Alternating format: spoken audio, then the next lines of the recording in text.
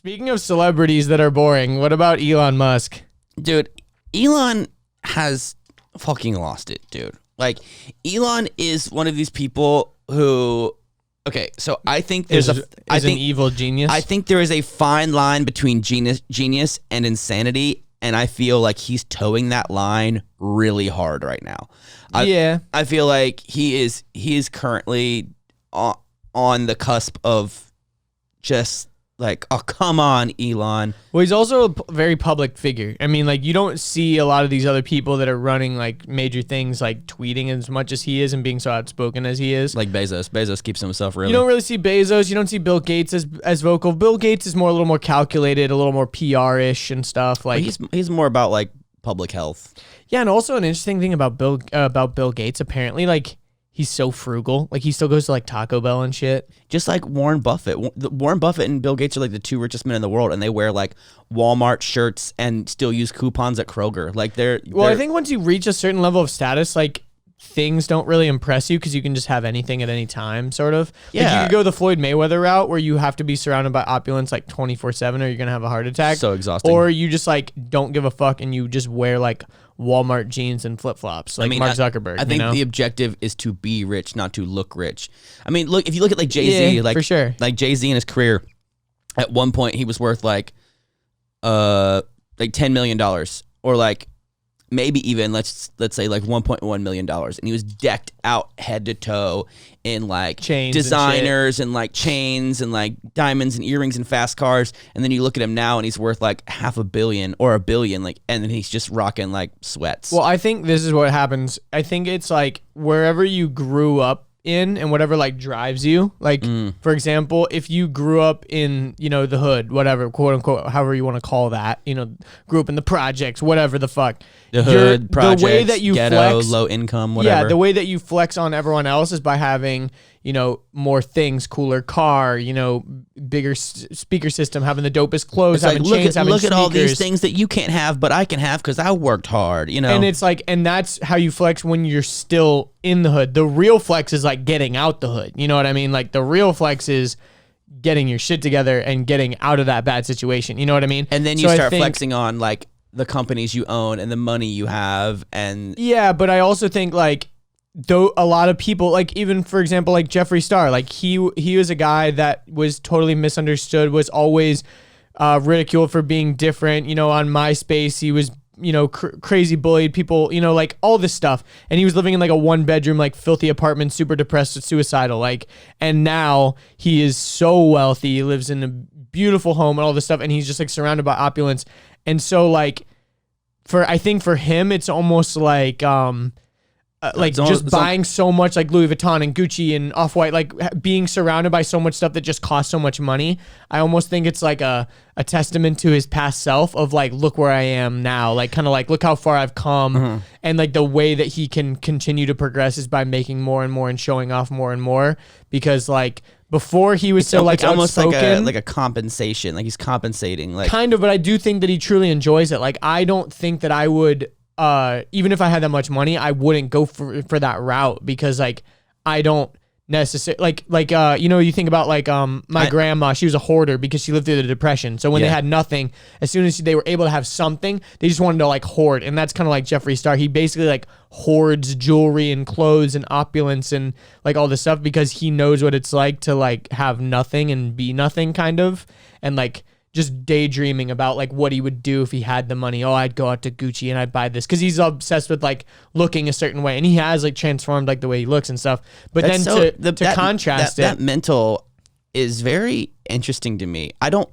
understand it because I don't know in my whole life. Well, also he's like ever... gender fluid and stuff too, so it's like I don't understand that side of him either. No, I'm talking about the whole like, I need to make a bunch of money so I can buy a whole bunch of nice things to show off to other people to prove that I'm successful. Like, I don't personally get that because I've never thought that way. Yeah, I don't even think that he's necessarily trying to show off all the time to other people, because I mean, every day still, like, he has someone that does his own hair and makeup even when he's not making a video. Like, even when he's just, like, at his house, like, you know, or, like, whatever. I don't even know if he's necessarily, because he kind of, like, keeps himself. He, like, wants to live at home and stuff. I don't even know if it's necessarily flexing for everyone else.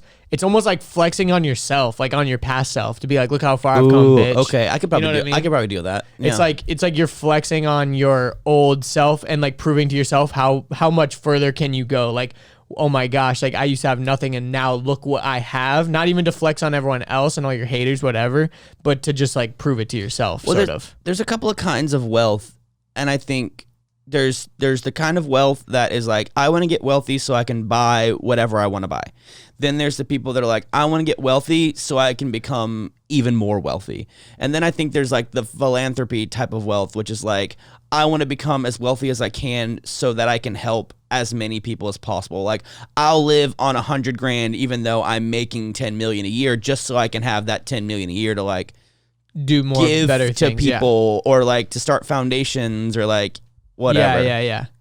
Like, the goal isn't to like end with all the money. It's like make all the money so you can like give all the money away, sort of. I think that's like the route that Bill Gates is kind of taken. You know, like even like Jackie Chan, wasn't it? Or I think it was Jackie Chan. I was about to say we that. We talked about this on the podcast. I swear. Did we? Yeah, he gave his money away. But he wanted his son to make his own way. Yeah, but anyways, the point that I was trying to make with that is like, you know, you have someone like Jeffree Star, or then you also have someone like Elon Musk that is in some ways kind of similar to Jeffrey, because he like, you know, has created these mega companies, and also like the value that these companies like provide. You know, like Jeffrey is actually providing a real physical product to people. You know, it's not like he's just like doing some scam or something like that and making money on a sleazy way. He's created like a very viable brand that people are very attracted to and collect every single thing that he puts out. Same thing with Elon, and even same thing with like Amazon and Jeff Bezos. Like, they've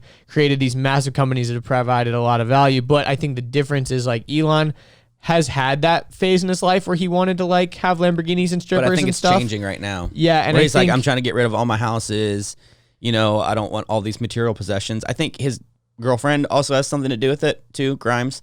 Yeah, but the thing is, like, I think also maybe his initial economic situation, like when he was born and stuff, is like different. Like, he wasn't pursuing success and wealth in the way that like, I mean, he was pursuing knowledge. Like, yeah, he's just really smart. Yeah, he like read every encyclopedia like front to back by like age 6 or something. Like, the dude, I don't know that, but I've listened to an unauthorized autobiography of his life, and unauthorized just means that someone else compiled the information. Yeah, and just interviewed a ton of people from his life and compiled. So we don't know how accurate it is, obviously. No, but I mean, I wouldn't doubt that. I know that he's, I mean, really, really smart. I mean, he's a prodigy. Sure, yeah. That's what they call him, I think. A child prodigy, yeah. Like, but the thing is like, for him right now, like you said, he's giving up a lot of things. I think that he's just like, he's on a different like wavelength than us for many reasons, but he's also on a different wavelength because he's just facing so much like public attention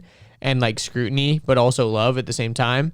So like anytime he does anything, he's going to get love and hate. So like he's kind of at the point where he's like, I'm going to get hate no matter what. So I'm just going to like do whatever I want to say. I wonder if Trump has that perspective too. Oh yeah, for sure. Where he's like, no matter what I do, people are gonna hate me, so I might as well just do what I want to do anyway. Well, I mean, that's a good mentality to have to a fault. Like, you know, the quickest way, like, I don't know the way to please everyone, but the quickest way to failure is trying to please everybody. You know, and that's something that unfortunately that was a Bill Cosby quote. But yeah, and I that's something that I really need to relearn / kind of focus on, is like, now that our audience has kind of gotten smaller and smaller and smaller, the feedback that I get is also getting smaller and smaller and smaller. And the people that are still around are like, their words mean more, like they're like what they say is louder. So I tend to be like, ooh, maybe we shouldn't talk about this, or maybe we shouldn't do this, or like, oh, well, let me like try to do this or do that. And it's like, it's not a bad thing. Like, I think it's a part of like growing up and becoming professional and like figuring out what's the wisest, you know, move to make. But it's like, people's words weigh a lot more. And what sucks is like, it's always the negative stuff. Like, the positive responses, I'm like, okay, cool, thanks, I appreciate you. And I love those. I appreciate those. Like, I tell you Wheelie Boys all the time, like, you guys message me. I love it. Like, I love it. Like, what kind of negative feedback are you talking about? It's not negative feedback. It's just like little criticisms. It's just like, It's like, oh, well, you should do this instead of this, or like, oh, I'd like to see more of this than that, or like, you probably shouldn't say that way. You should say it this way. You know, it's just like just little stuff. And yeah, and it's like I can see 100 positive comments, but I see one negative comment. And that's the only one I remember. It's weird. Yeah, I mean, I think that's pretty typical. Hope you enjoyed that clip. If you'd like to see the full episode, click right here. If you'd like to subscribe, click here. If you'd like more clips, we got 2 more right over here.